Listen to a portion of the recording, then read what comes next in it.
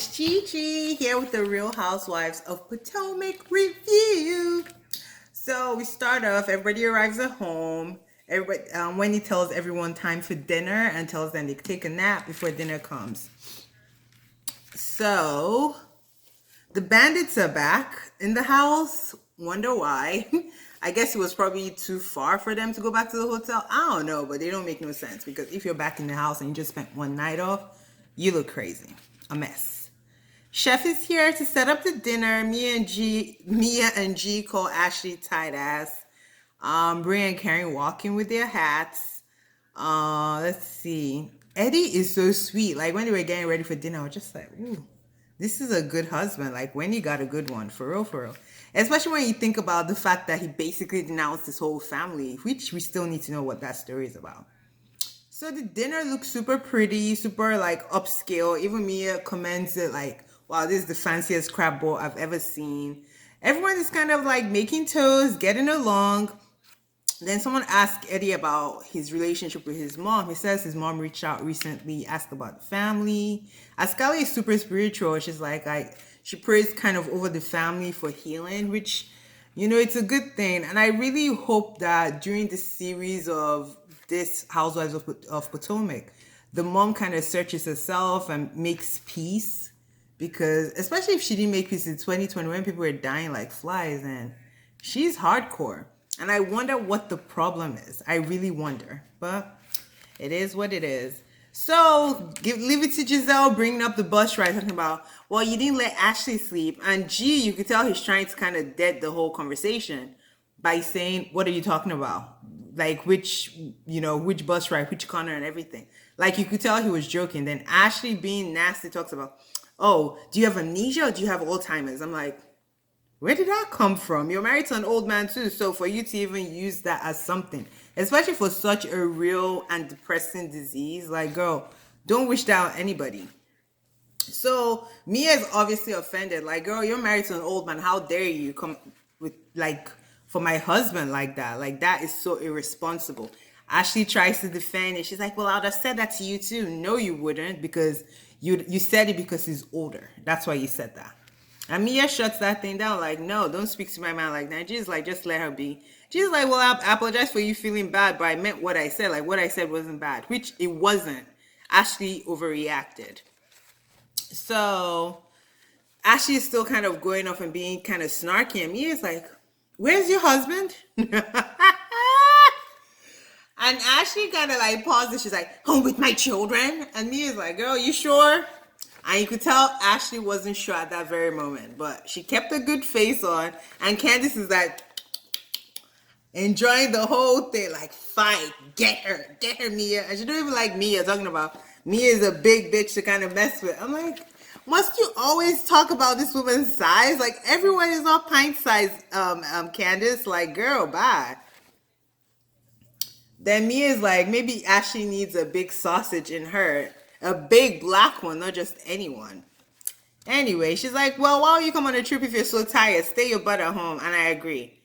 Then G apologizes again. And this time he doesn't add but or anything else to it. Just a straight up apology. And Ashley is nasty again, talking about, well, I'm glad you remembered this time. Like, girl, he's apologizing to you. Take it or leave it. Like, you don't gotta be nasty.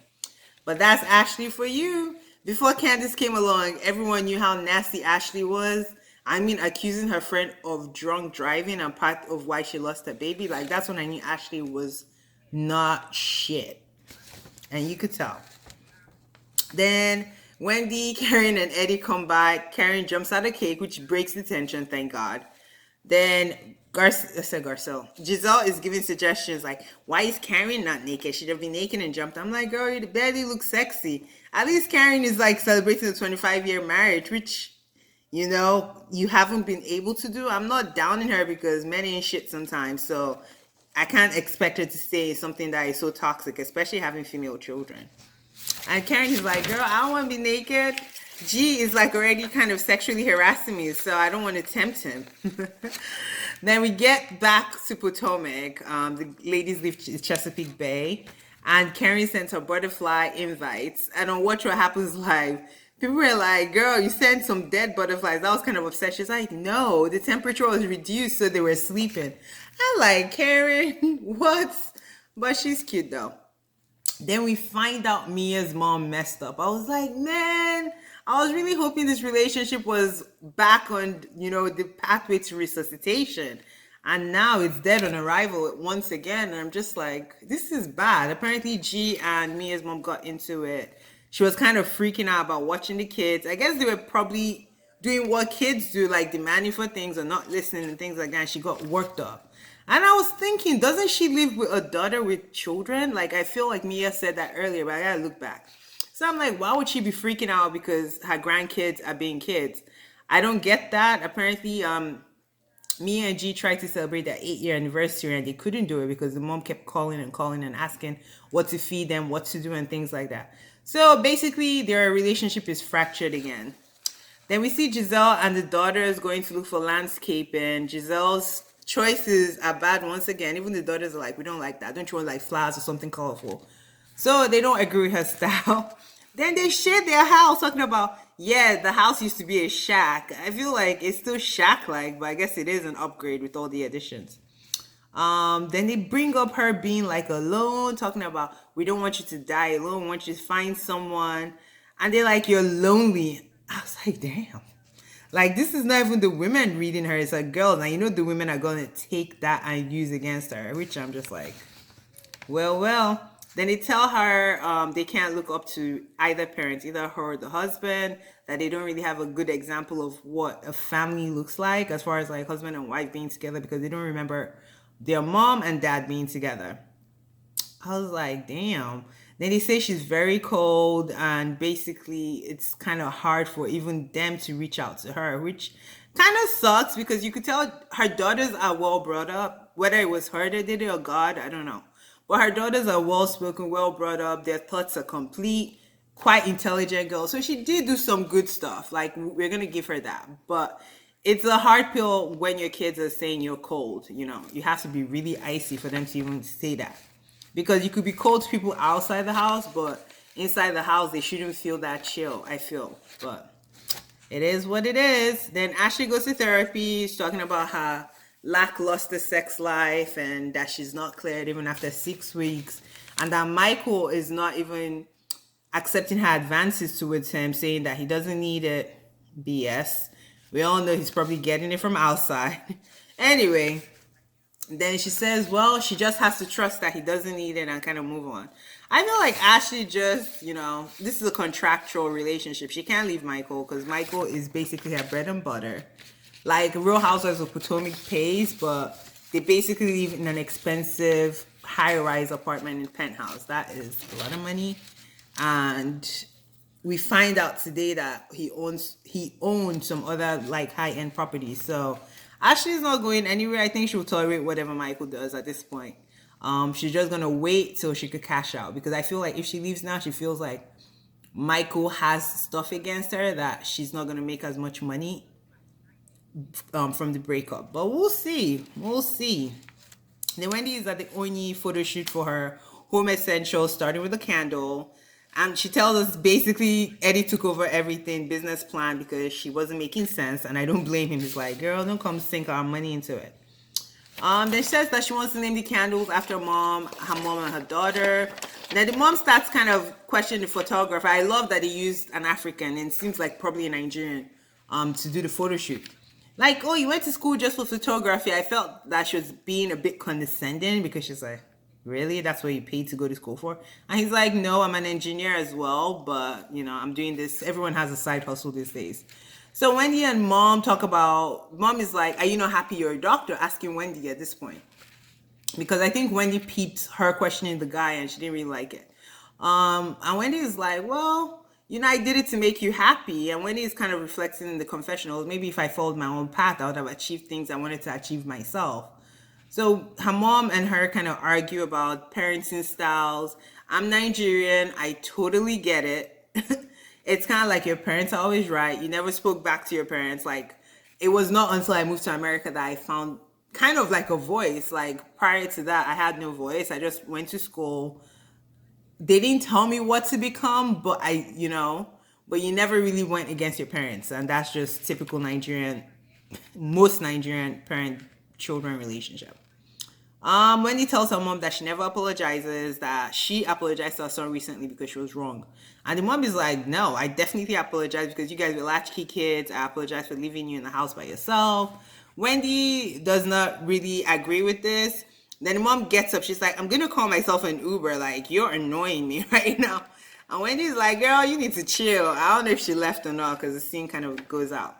Then Ashley checks into the Watergate Hotel, which is beautiful, nice views of the, I don't know if it's the Chesapeake Bay it's looking over, but nice water views.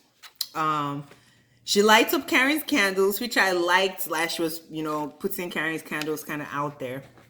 And we find out Michael used to own the Watergate. I don't know how much of it he owned, but very impressive. And, Ashley seems to be impressed by it because, she married him for money and not for looks or love. And they both kind of have this awkward conversation at the dinner table, and they're both chugging their beers almost like, ew, we have to touch each other. Like it felt like they were trying to get drunk prior to what seemed to be like a sexual act that was going to happen afterwards. So I was just like, I don't know. This is too weird for me. Then they discuss the weekend and how she's trying to tell him that Chris has changed. Chris is like coming in peace. And he's like, why would I want to get to talk to Chris when I have one? One is everything I ever dreamed of. One is perfect. One doesn't talk to me crazy. One listens to me. One does. I was like, and basically Ashley has to cut him off. Then in the confessional, people are like, do they have a bromance? And she doesn't answer. That's like the most awkward freaking... He is like, he has a crush on one, especially when he said he wanted to like suck his member in previous seasons, and a whole bunch of people like testified to it, like, ugh, I don't know. But they go in the room, he's talking about toilets. I don't think they had I don't think they did the nasty because they just seemed not into each other. I feel like it was putting up an act for the cameras, like, ooh, look at us being intimate. And it felt very awkward, especially when they were chugging the beers. I was like, no one forced you all to be here, but okay. Then Giselle's in therapy talking about what happened with the girls when they went to do landscaping. She's obviously upset. She wishes she could do better. And the guy said, her, girl, you just need to break those walls down and be vulnerable, And he asked her a very good question. Why the hell did you go back to your ex-husband? And she doesn't really have a good answer. She felt like he was seeing her differently. He gave her more respect, which I could see. And it's kind of like, look at me now. I'm this businesswoman. I'm this lead on the Real Housewives of Potomac. Look at what you lost out for. I think she was trying to prove something to herself, but with the wrong person.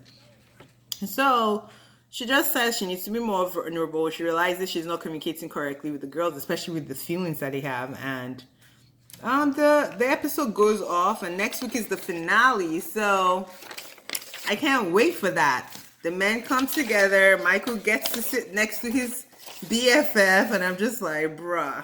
Boy, it's gonna be good. It's gonna be good. I can't wait to see it. And Candiace kind of rips Chris a new one next week, so we'll see.